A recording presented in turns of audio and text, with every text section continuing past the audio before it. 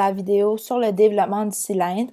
Cette vidéo va être vraiment très courte, c'est juste pour vous expliquer un petit peu ça a l'air de quoi le développement du cylindre et c'est le dernier cours où on développe vraiment des solides. Donc, c'est pour vous aider à comprendre d'où sortent les formules, mais c'est un petit peu différent pour un cylindre. Donc ici, comme toutes les autres figures, le développement du cylindre permet de voir le cylindre sous forme de figure plane en 2 dimensions. Et juste avant de vous le montrer, on va utiliser GeoGebra pour vraiment essayer d'expliquer ça sort de où tout le développement. Donc, si on regarde ici, ça c'est notre cylindre. La partie rose, c'est la face latérale et la partie mauve, ce sont tes deux bases. Donc ça, c'est le cylindre enroulé. Si je le déroule, on peut voir que ça va former un rectangle avec 2 bases circulaires. Donc, je vous rappelle, quand il est enroulé, c'est notre cylindre, mais quand c'est déroulé, c'est un rectangle comme face latérale et 2 cercles ou 2 disques. Pour le rectangle, évidemment, sa hauteur, c'est juste la hauteur du cylindre.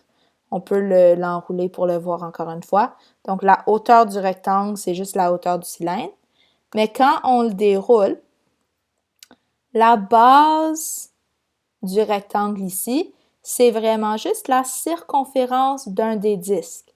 Parce que si tu regardes le disque ici, quand je l'enroule, je commence, c'est comme un tour complet de mon disque.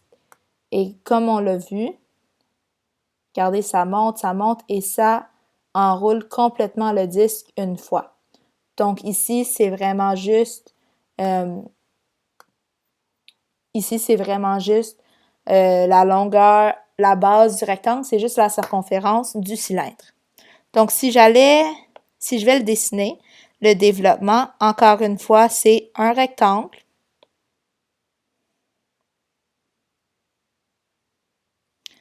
Et tu as 2 disques sur le bord. Parce que quand tu les enroules, ça forme ton cylindre. Juste un rappel, ça c'est la hauteur du cylindre et cette mesure-là, c'est la même chose que la circonférence d'un des disques. Donc, c'est vraiment ça qui est important. Puis vous allez voir demain, au prochain cours, d'où sort la formule de l'aire d'un cylindre. Donc, c'est vraiment juste ça pour la vidéo d'aujourd'hui, très courte. Donc, j'espère que ça vous a aidé. Bonne journée tout le monde!